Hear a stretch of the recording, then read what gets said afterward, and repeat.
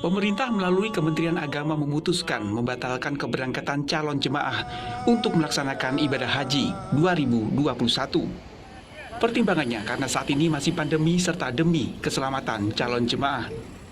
Menteri Agama Yakut Khalil Qomas menegaskan, calon jemaah yang batal berangkat tahun ini akan menjadi jemaah tahun 2022.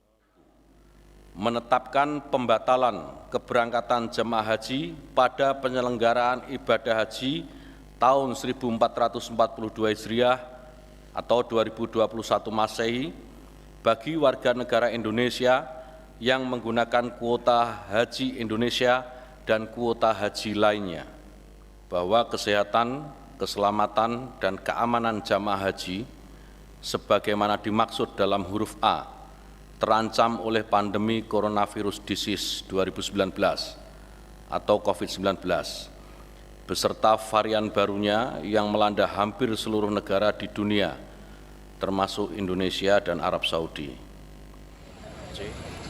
Sekretaris Jenderal Majelis Ulama Indonesia MUI Amir Syah Tambunan menyebut, pembatalan ini sebagai keputusan tepat terkait biaya yang telah disetorkan.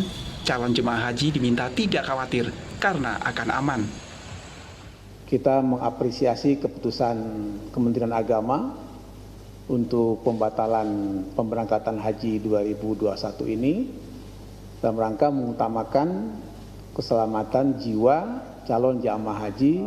Apa yang disampaikan oleh Menteri Agama bahwa jamaah haji yang dananya ada di rekening Kementerian Agama aman, dijamin, tidak perlu khawatir.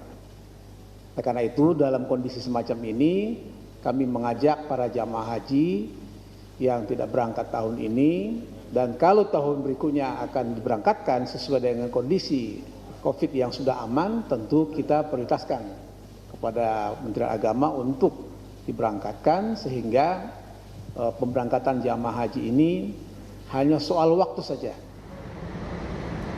Ketua Komisi 8 DPR RI Yandri Susanto menepis isu pembatalan pemberangkatan calon jemaah 2021 karena ada utang pemerintah Indonesia kepada Arab Saudi. Tidak benar kalau ada pihak yang mengatakan keputusan membatalkan haji ini karena ada hutang negara Indonesia kepada Saudi seperti pemondokan, catering, dan lain-lain. Dana haji sangat aman, dan aman. Oleh karena itu kami mohon kepada calon jamaah haji tidak perlu risau, tidak perlu gundah gulana. Penambahan kasus positif COVID-19 di sebagian negara pengirim jemaah haji terbesar hingga 2 Juni masih tinggi.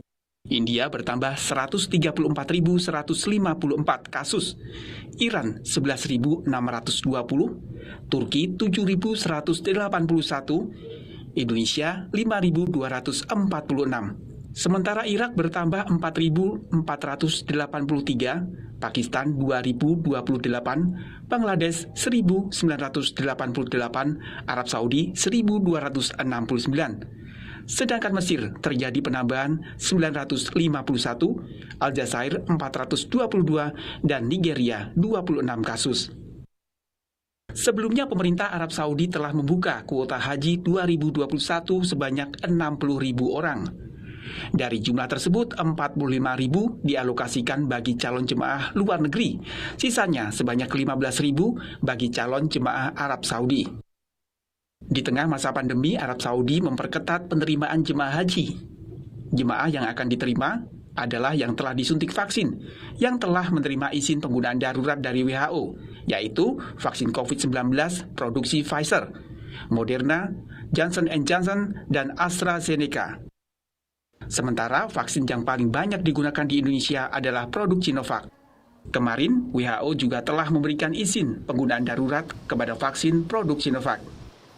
And today, I'm happy to announce that the Sinovac Coronavac vaccine has been given WHO emergency use listing after being found to be safe, effective, and quality assured following 2 doses of the inactivated vaccine. Furthermore, the easy storage requirements of Coronavac make it very suitable for low-resource settings. It's now the 8th vaccine to receive EUL by WHO. Pembatalan keberangkatan calon jemaah haji membuat Indonesia telah 2 tahun berturut-turut tidak mengirimkan jemaah karena pandemi COVID-19. Tim Liputan Kompas TV.